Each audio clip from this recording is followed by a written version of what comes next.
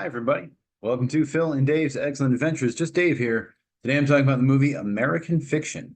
This is going to be a spoiler review, so if you haven't seen the movie yet and you are concerned about spoilers, I would suggest you go and watch the movie first before you watch this review. So, American Fiction is a movie about a writer who was having a hard time selling his books because they, according to his agent or the publishers, aren't black enough. He decides to write a satirical sort of book that's making fun of those kind of books and ends up being successful, and he has to deal with the repercussions of his actions. So, as far as what I liked about the movie, overall the cast is great. I love Jeffrey Wright and everything. He was great in Wes Anderson's newest movie, whatever it was, Asteroid City. There we go.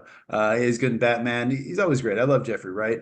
Tracee Ellis Ross, again, love her as well. Diana Ross's daughter. Great Nepo babe. No, she's good in Blackish. She was even good in that Eddie Murphy Christmas movie that came out recently. I always love her, and she's every scene she's in this movie, she's just delightful. She's awesome. I love her. Issa Rae as Centara Golden. I like Issa Rae as well. She was on that show. I think it was Awkward. I used to watch that on HBO. It was good. I like her a lot. She's really funny. I like Sterling K. Brown. He's great in everything. I really like him on that episode of Brooklyn Nine-Nine. But yeah, he was on The Wire, a bunch of stuff. He's awesome. Leslie Uggams. I think he was on The Wire, right? Anyway, Leslie Uggams as their mom too. Agnes, she was great. I always like her a lot. She was good in Deadpool. Erika Alexander as Coralina's girlfriend, very good. I liked her in Living Single, so it was funny to see her show up in this. I'm like, I know her from somewhere. But yeah, she was great. Adam Brody as Wiley, the movie producer guy, was so funny. All of his scenes, I love.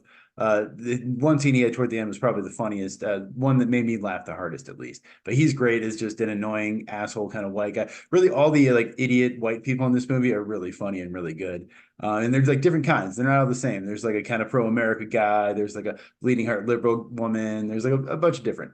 Of course, Keith David is awesome. Keith David is the best. I was watching this movie going, God, Jeffrey Wright has such a cool voice. He's got the best voice, except maybe Keith David. Keith David's actually probably my favorite. And then Keith David shows up. I'm like, oh my God, Keith David, he's awesome. I feel like Keith David from now on, anytime he shows up in anything, the movie gets an extra point because Keith David, he's great. I love Keith David. And then this kid, Okariti Onana Dewan.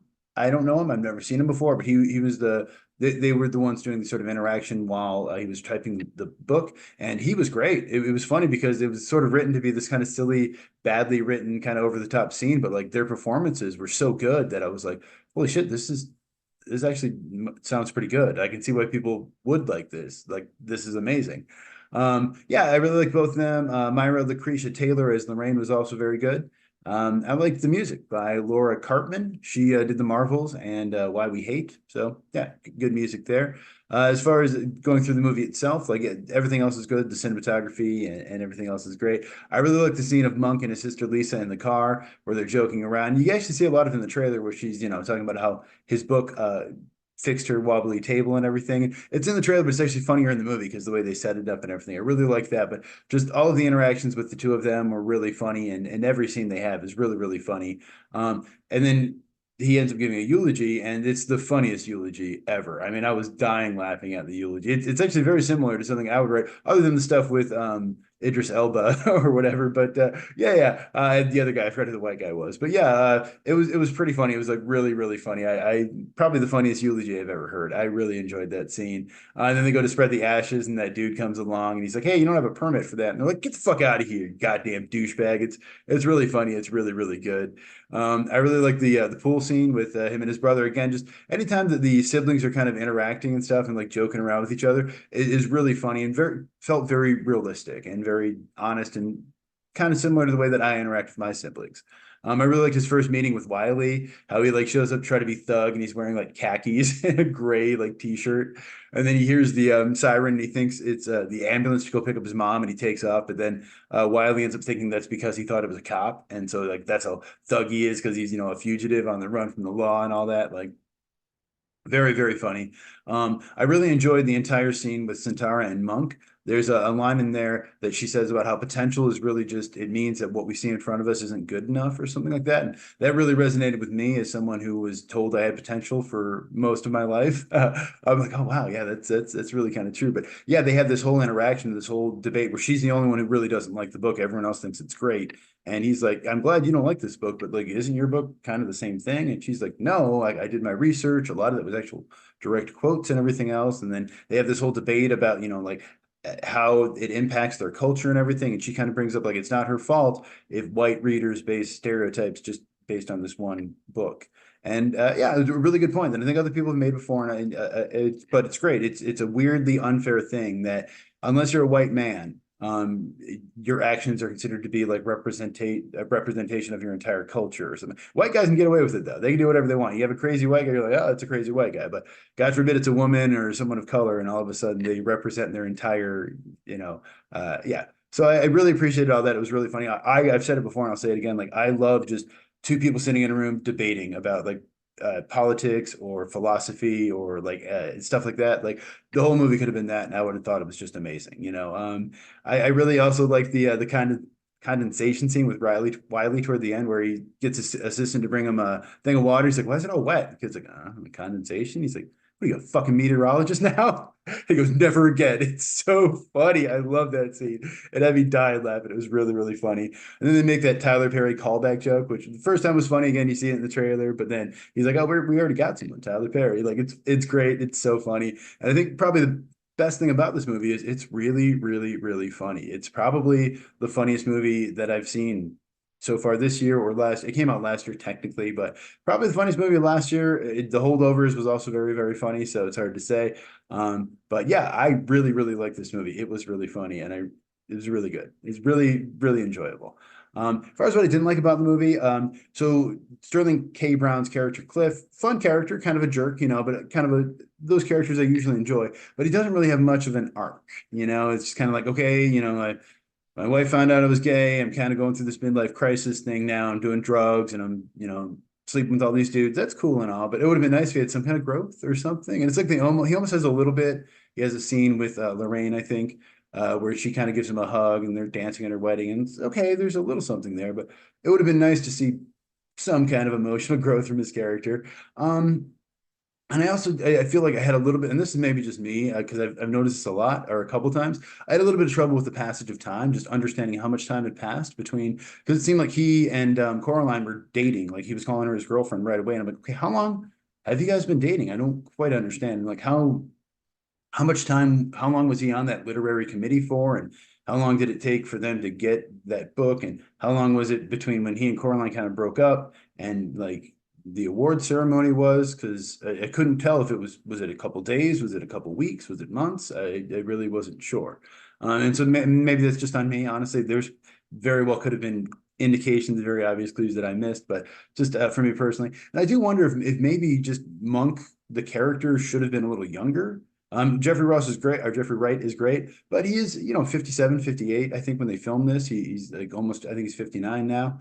And Sterling K. Brown's a little bit younger. He's like 11 years younger than him, I think. And Ross is also like 7 years younger. And he's supposed to be the older brother, I think. So all that makes sense. And of course, actors' ages don't always have to line up. But to me, particularly the way that he handled the relationship with Coraline just seemed a little immature for a guy in his 50s. It seemed like something a guy in his 30s or 20s I can see doing, but I don't know, just I would hope that by that age, at least I would be a little more emotionally mature and able to kind of discuss my feelings. I think now at 40, I am 41, but I don't know. And maybe that's just me or whatever, maybe just a minor thing. I mean, I didn't love the fake endings either, just because I get why you do it. And it's a very writer thing to do, a writery thing to be like, oh yeah, I'm gonna do multiple endings because it's fun. It's like, yeah, okay. But then it just kind of like diminishes, even though I understand those are fake endings and it was just, that's not what really happened in the movie. But there's a point where you're like, okay, wait.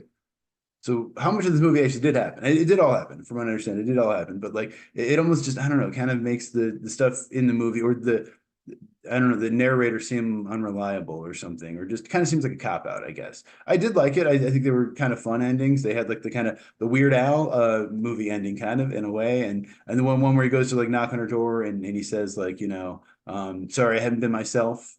a very Hollywood movie kind of ending. Actually, I think it would have been fine if they just did that. It's a little cheesy, but honestly, but instead they had him kind of drive off with his brother. You get the little Tyler Perry joke. That's fun. The guy playing a slave kind of gives him a little nod or whatever. And I'm like, yeah, okay, it's cool.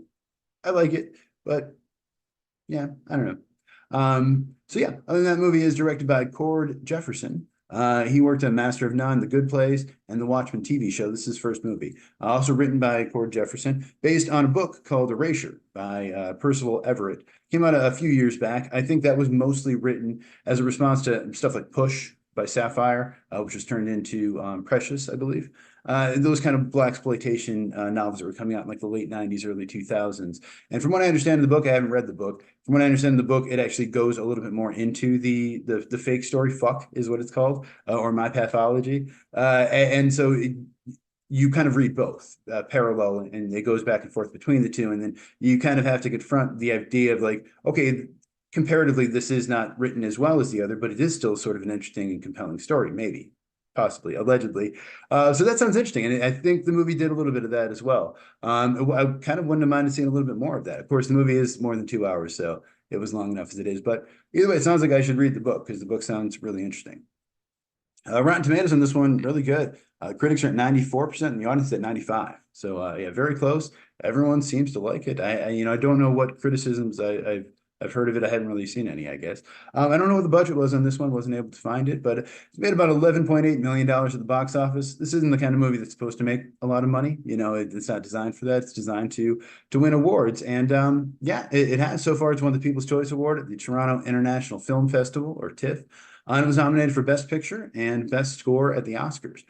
I have a feeling it's probably not going to win Best Picture because there's 9 other movies I think nominated. But good for that, and it definitely deserves it. It is a really good movie, and it's really well written. I'm surprised it didn't get an adapted screenplay nomination. Maybe it did, and I missed it, but definitely a well adapted and really well written, very funny movie. And I really liked it. There's also a thing here. His character's name is Monk, but his last name is Ellison. That's related to Ralph Ellison, of course, who wrote The Invisible Man, not the H.G. Wells Invisible Man, but a story about being Black in America and what it feels like. A book that I bought as a kid thinking it was a sci-fi book and was surprised to realize what it was, but good book. And of course, Harlan Ellison as well, the sci-fi writer. Sci-fi?